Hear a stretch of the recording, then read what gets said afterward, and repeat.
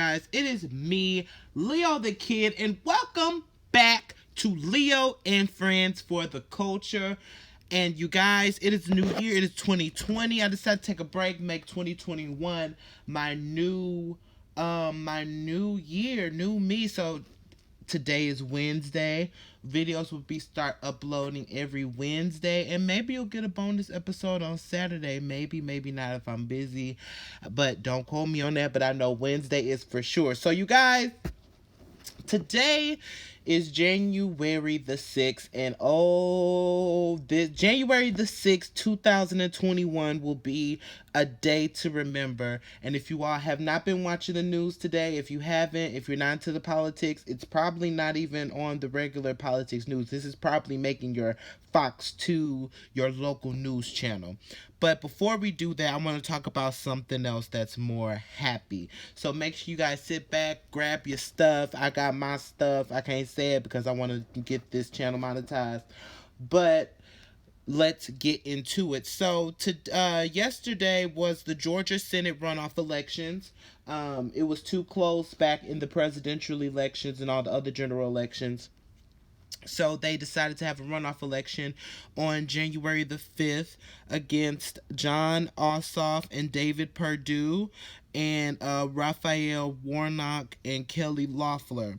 So this election is so critical because each of the Senate seats are even, they're tied. So they need both of these seats to either have the House or to have the House divided.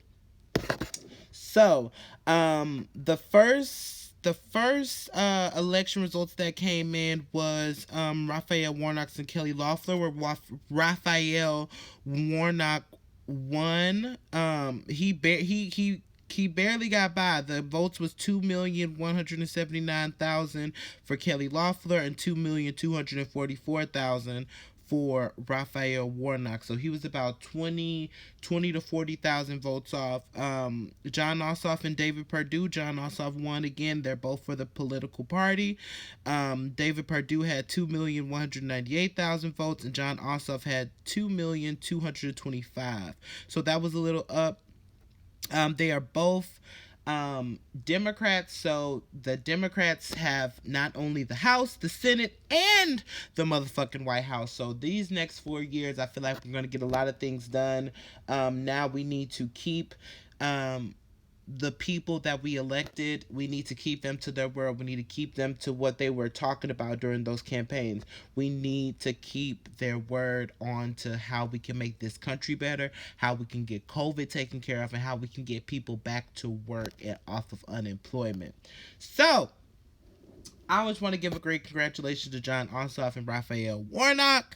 But let's get into the why the fuck we're here. This is going to be maybe a short podcast, maybe a long podcast, because this is all that I want to talk about. But I wanted to give my shout outs to Jon Ossoff and Raphael Warnock. So today, like I said, is January the 6th. And in our Constitution, during a presidential election, the Senate and the majority leader's vice president, they all meet in the Senate to count the electoral votes on the 6th day of January at 1 o'clock in the evening. It's in the Constitution. Look it up, whatever. So the meeting is happening, and I'm going to just give y'all my version, then I'll read off what I wrote. And President Trump makes a announcement or makes a speech. It's about 30,000 people out there, and half of the people leave. And I'm gonna see if I can upload the videos. I mean, not the videos, the pictures. There are people climbing the United States Capitol building. The United States white Trump supporters are coming in there with. There were people, I'm going to have to show y'all the pictures, because there were veterans, retired veterans in their combat gear with duffel bags storming through the U.S. Capitol. There were people there with bags and all that shit storming the U.S. Capitol. So let me read what the New York Times has said. Um the protesters made their way to the Capitol at the president's behest after attending a rally near the White House where he baselessly claimed the election results were fraudulent. At the Capitol, lawmakers who were taken to secure locations blamed the president for the uprising. Quote, Senator Mitt Romney from Utah said, quote, "This is what the president has caused today, this insurrection." Hours after the violence began, the White House press secretary Kayleigh McEnany said that the National Guard and other federal protective services were being deployed to the scene at the president's direction. Some former administration officials publicly tried to encourage Mr. Trump to take a tougher stand to quell the escalating chaos. Here's the thing, and this is coming straight from my mouth. I can believe that President Trump did not know about this protest. I don't think he knew that they were going to raid it. So this don't really got nothing to do with Lady Orange. But this has something to do with the justice system, with the laws, with all of that. So there are the US Capitol, because we here at Leo and Friends, we do our research here. So at the US Capitol, where did I put it? The US Capitol is composed of it has to be one of the most secured locations ever, I would say. The United States Capitol, like I said, is the meeting place of, the senators and the House of Representatives. 5 floors, 16 and a half acres, 2,300 Capitol police officers protecting them. And other police officers as well. So you're going to tell me that these people were able to climb up the U.S. Capitol building, make it onto it, have access into the U.S. Capitol building, to come upstairs, and to not only enter the U.S. Capitol building, y'all ready for it? They were able to access the Senate floor. There were agents, diplomatic security agents, who are in charge of protecting more of the high ranking members, like Secret Service. The vice president was there. Secret Service, diplomatic security, more U.S. Capitol Police there. And they had to barricade the door and point their guns at them. So I'm gonna take it from my point of view.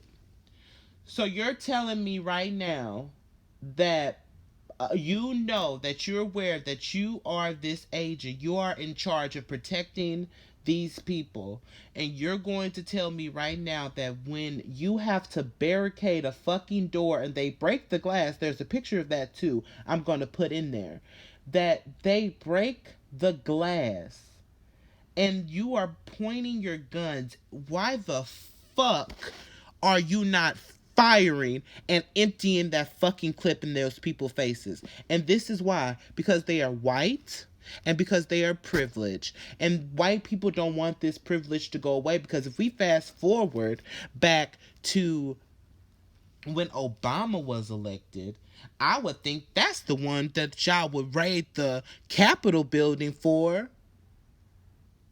But no, you raid the Capitol building for the person who does not deny white supremacy.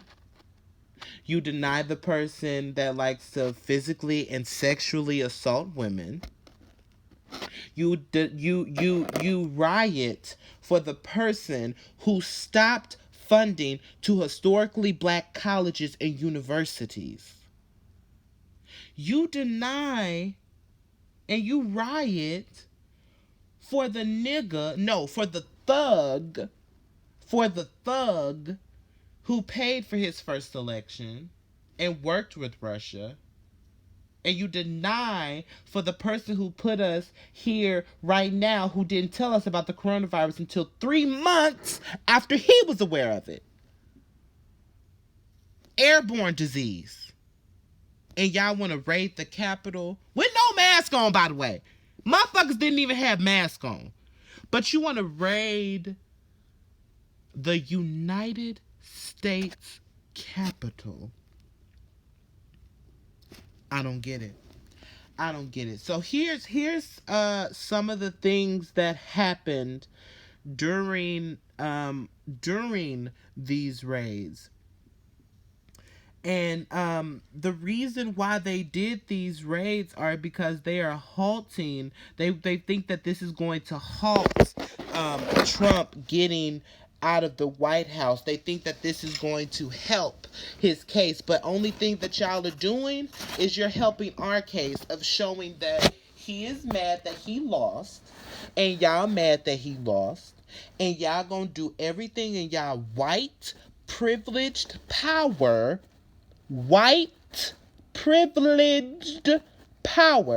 to do whatever you need to do to make sure that he doesn't make it. And that is the true definition of white privilege. Senate minority leader now, Mitch McConnell, says that he can't deny the electoral college vote. And Pence said it as well. And Trump tweeted after this riot that Pence couldn't deny and Pence couldn't stay with the team. Pence said, quote, that he loves this Constitution, which basically means that he's going to follow the Constitution because that's got to him where he was at. And this is what made America what it is. The Constitution, not your own laws, not whatever you wanted to do. This is a democracy, not an empire. If you want to do that, go ahead. North Korea out here, Kim Jong-un not feeling well. You can do that over there. But here in America, our voices will be heard. And that's what happened in Georgia. And that's why we have the House, the Senate, and the White House. Oh, y'all, that made me so angry. It really did, because it just shows you on the TV. They were literally showing you the true definition of white supremacy. And that shit is just it's wild.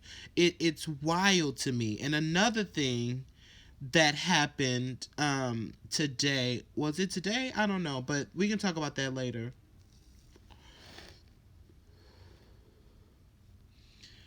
Well, let's talk about it now, because there was a pipe bomb found at the Republican National Committee, and it was a pipe bomb, and the FBI found it. And there was something else at the Democratic National Convention, but I don't know. And this is how I feel. I really feel like that bomb was planted. I really feel like that bomb was planted because the Republicans know that they messed up and they just want this out of the media. So they say, hey, let's put a bomb in the Republican National Convention. And then another thing is just like, how y'all just find it and then they detonate? You see what I'm saying? So, Trump went to Twitter, as he always does, and he basically was saying bullshit, and was saying that he didn't know about it, and da da da da. He wanted I feel like he wanted a reaction out of his supporters, and he wanted them to storm the Capitol, and that just doesn't sit well with me. But I don't have to sit well with him for another 14 days, because he is the president of the United States. And like I always say, you respect the office, not the person, if you have to, but you always respect the office. The GOP leader Kevin McCarthy went on Twitter. Everybody going on Twitter today. He said, "Thank you to Capitol Police for protecting the people's house. Protesters have a constitutionally protected right to be heard, but I urge them to remain peaceful." Now, here's the thing. They do have a right to be heard, and they do have all of that, but they don't have a right to storm into a federal building with duffel bags and all that type of shit when people are in there trying to handle business that has things to do with the hundreds of millions of people in this country because their president didn't win an election. They could have done that outside of the US Capitol, but they decided to storm in when they knew that their president was going to lose and they were trying to buy them some time. But I'm glad that the National Guard from the District of Columbia and Virginia was called. But here's the thing, and maybe it's just me. If y'all knew and y'all knew them people was protesting, and I understand they had now mind you, they did have Capitol Police out there before, but you know those crowds and those sizes, and you know that. So if it was me, I would have already called the National Guard from jump. I would have already called the National Guard from jump because they know that this is the last stand that they have, and they're going to give everything that they can. They're going to do everything that they can to make sure that it doesn't happen. And look what happened. And Trump really remained silent. And that's what really made me upset. He remained silent for hours, and that he was only tweeting that he hoped his supporters would remain peaceful. And eventually, he eventually said that the National Guard would be sent to help the police, but they already should have been called. Another thing that happened as well, after Pence didn't back up President Trump because he likes his freedom, he when they were protesting, when they entered the building, there was chants saying, where is Pence, where is Pence? And it's crazy to me about how crazy their loyalty can switch, because this is supposed to be Trump's right hand man, right? And for Trump to go out there talking his bullshit about his own vice president shows the type of man and the type of person he is. And another thing is just like, whatever a person does, they do that to make sure that they're doing the best. That's what I think. I think people do shit to be the best. And I think Pence was just like, damn, well, we had a good run, Don, but guess what? I'm not finna go to jail over your motherfucking ass, and I'm not finna do no shit against the Constitution. And he physically could not do that because that would be an aggression of power. So I want to get to what I really want to do, and it's probably not going to happen because these white people are privileged. I want charges. I want charges against every one of those protesters, and there are crimes that those people can do. Unauthorized entry into a government building, breaking and entering, resisting arrest, assault. I want all of that. People was throwing shit at police, hitting them, doing all that shit, pushing them back, pushing the police back. If you put your hands on a police officer, you pushing them, that is considered assault. And I want that assault. I want that unauthorized entry into a federal building, breaking and entering, destruction of federal property, because they use those riot things to try to climb up to the Capitol building. So destruction of federal property. I want all of that. I want all of that. All of that, because you know why? If it was the NAACP storming that motherfucking Capitol building, it would be toe tags and body bags for half of those fucking people there, and I don't care what anybody has to say. And that's the definition of white supremacy. And it's not going to stand. And do y'all see how this timeline, let me tell you about the timeline. Warnock was announced probably around last night or early this morning, like at 1 a.m. John Ossoff was probably around that time too. And so then you have that, okay, we control the Senate. And then you have them going into the next day as they are going into the Senate meetings and voting on electoral college. So, playing devil's advocate, being a MAGA member, I'm like, okay, so we lost the Senate. We lost. Well, no. We lost the House first because that was in the general election. We lost the House. We lost the Senate. Nancy Pelosi just got elected as House Speaker again. We lost the Senate, and now our lovely beloved president, as soon as January the 20 motherfucking second, he will be in court in New York for those tax charges. We didn't forget about that either. So it's a lot going on, and it makes sense. It makes absolutely perfect sense because it's just like he knows that when he is done being president, he's going to get prosecuted in the state of New York. See the difference?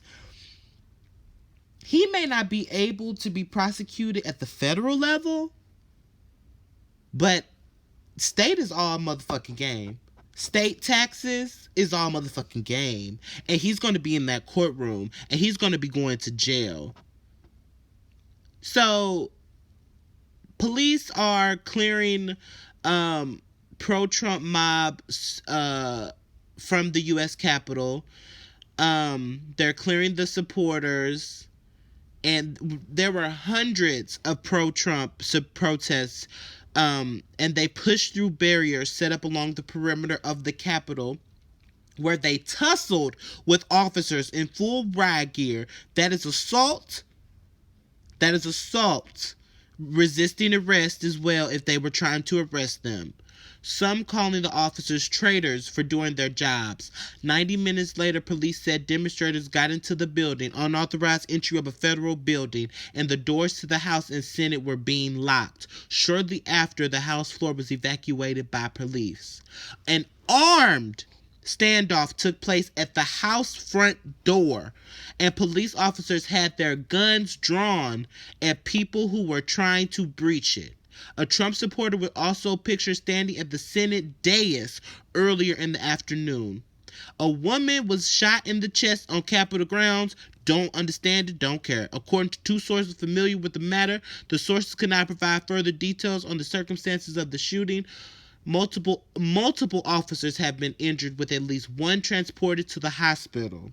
Assault on a police officer, unauthorized entry into a federal building, breaking and entering, destruction of federal property, resisting arrest. Did I already say assault on a police officer? I did. Attempted murder on a police officer if it's really that bad. That's what they like to do to the niggas. And these could all be federal crimes. These people need to go to jail.